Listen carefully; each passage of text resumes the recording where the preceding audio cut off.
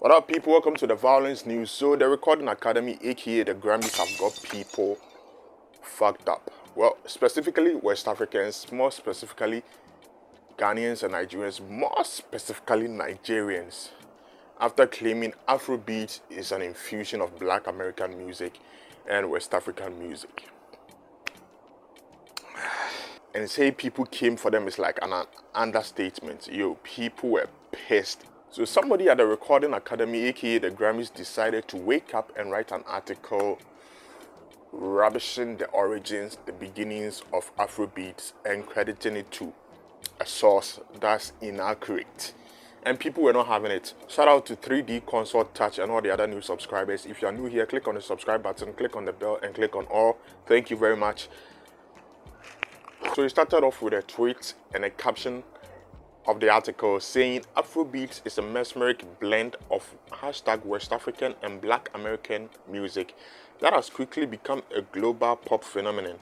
Here are 5 widely successful subgenres whose unique rhythms and melodies will instantly grab your ears. Now, I heard you got people fucked up in that first paragraph of West African and Black American music. People were not having it, and people came for them. So much so that the article was tweaked later. And even that tweaking of the article wasn't a much better job either, because they've got things mixed up in it. Even the so-called 5 subgenres of Afrobeats included Amapiano. You see, so if you use Twitter, you know there's no edit button, so they couldn't edit that caption, but they did edit the article and said Afrobeats is a mesmeric blend of West African music. This time, they did not add Black American music. That has quickly become a global pop phenomenon. Here are 5 widely successful subgenres whose unique rhythms and melodies will instantly grab your ears. So, they corrected that mistake that blew up on Twitter, and right underneath it, they made another mistake by calling a bunch of other different genres, subgenres of Afrobeats, which Amapiano was thrown in there along with other subgenres of music, which actually, when you read what to know, this is very successful derivative of dancehall and Afrobeats, was developed in the United Kingdom during the mid-2010s. So just by that first sentence, it ain't a subgenre of Afrobeats. You see why diversity is important here. The person who wrote the article is not African, so he knows squat about what he's talking about. This is the person who wrote the article. Kevin L. Clark, who is a screenwriter, entertainment director, and founder of Subject to Change, a creative consultant company out of Los Angeles. He covers the intersection of pop culture, film, and TV, and you can follow him on IG, Twitter. I am Kevin Clark. You just don't lump everything together. There's divisions, there's Afrobeats don't go past Nigeria and Ghana.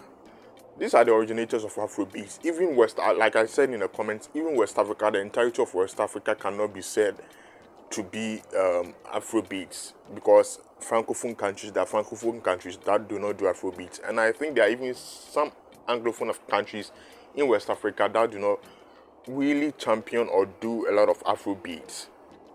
And then to go all the way down from West Africa to South Africa, Amapiano is a genre of its own, and categorize it under Afrobeats and call it a subgenre is a disrespect to South Africans and Amapiano. It is not a subgenre of Afrobeats. This is why diversity is important again, because if Nigerian or a Ghanaian, somebody who knows what they are talking about Afrobeats, was the one who wrote this article, then there wouldn't be this whole commotion about it. The person will know what they are writing and who to give credits to, and not go all the mix up things and cross borders and go overseas. And what are you doing? So people came for them, all right? People were not happy. So pretty much all the so-called subgenres of Afrobeats that they put in this article are not even subgenres of Afrobeats. They're different genres on their own, and that Amapiano part really irks me. So some of the replies that came for them from Ikena Ronaldo in Zumara says, Afrobeats has nothing to do with Black American music, nothing, you thieves and robbers of African heritage and culture. What in the gall you have? Yeah, that's an extreme take, but that shows you how pissed people were about this mistake. Adeyemi David says, Black American music from where to where? Lift up your heads. Ayodeji says, and I quote, don't gatekeep the genre, end quote. You see now, them don't add Black American music from where to where. Now, see, I'm a strong believer in not gatekeeping music. Music is such a beautiful thing to restrict or segregate to only a specific group of people. For example, as an African, I love metal, and it is about the whitest music genre in the world. Only a handful of black people in it. But there's a difference of not gatekeeping a genre and saying everybody is welcome to participate, and me waking up one day and deciding, you know what I'm gonna do? I'm gonna write an article and call metal a West African infusion and European Celtic music. That's a fucking lie. There's a distinctive difference in saying this is a beautiful thing, everybody is welcome to participate, and waking up and deciding to change narratives and credit the source and the origins of a music genre to a different source, which is a complete lie. There's that distinction, there's that difference. So yeah, I still do not agree with gatekeeping music. Music is beautiful, everybody should enjoy, but give credit where credit is due. Simple as that. Give credit where credit is due. Inze says now they are claiming Afrobeats is a mixture of West African and Black American music. Americans really want to claim everything we Africans have created. Mastermind Adami_Master says, what the fuck is Black American doing in the same sentence with Afrobeats? You're all trying to hijack Afrobeat sound cause it's going viral. Lame move though. And Edward Israel Aide says, please can you write another piece explaining in detail how Afrobeats is a blend containing American music? We will pay to read it even. This was at Kevito Clark, the guy who wrote the article. Felly Baby says, that Recording Academy article is pure nonsense. Saying Afrobeats is made from a blend of African American music is false and disrespectful to African artists who created the genre and the ones who contribute to the genre today. Ash says, I can't lie, I don't hear any Black American influences at all. And Paul Skills says, Afrobeats is a West African jam or better African music. Or better African jam is not a Black American music. When did Black American musicians start to participate in Afrobeats that you want to by force attach them to this music genre? Ghana and Nigeria have been doing Highlife/Afrobeat since. And somebody posted a Fela music video. Somebody posted a Fela concert in saying, do you hear any Black American influence on this? And Reno Oduola posted this BBC interview of You the Smoke Igbo. It is smoke Igbo. It is taking them. So people were pissed, okay? People were pissed. Actually, the first is modern Afrobeat is more inspired by Black American music and culture than anything else. Tell Me Wizkid featuring Burna Boy Ginger video is not like any hip-hop video. Our artists dress like trap stars. So give credit to Black Americans too. Well, what does that have to do with it? No. He's got a point.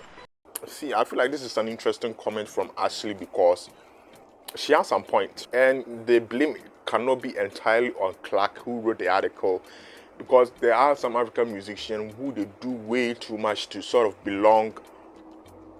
Like you, if you see them in their works and probably you don't know their origins, or somebody point out to you that, no, this person is a Nigerian, this person is a Ghanaian, you can't really know because they do everything like they are African Americans.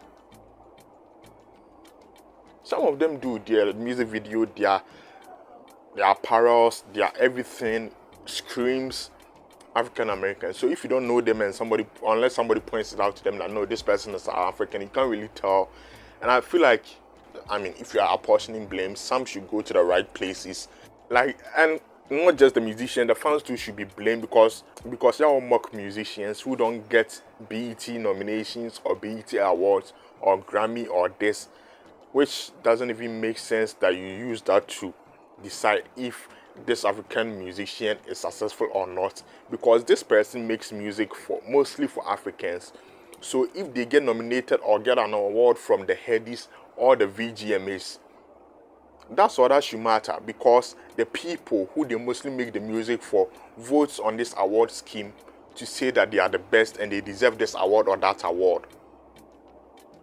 We cannot say in the Grammys, we cannot say in the BETs.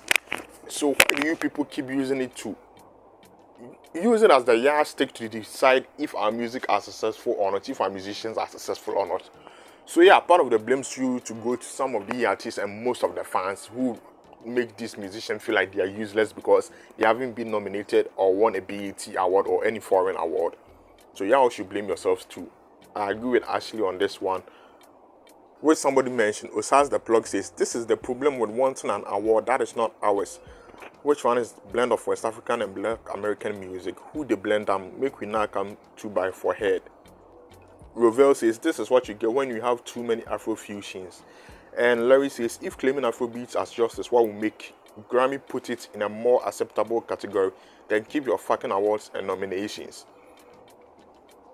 12 Years of Virgin says, a photo of some Black Americans that contributed to making Afrobeats.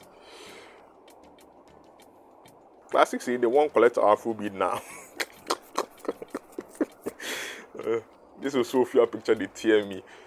Rarole says, highly recommend hiring someone who worked in the Afrobeat culture for years, not just someone who started yesterday, to avoid this type of inaccurate reports, and more than happy to help.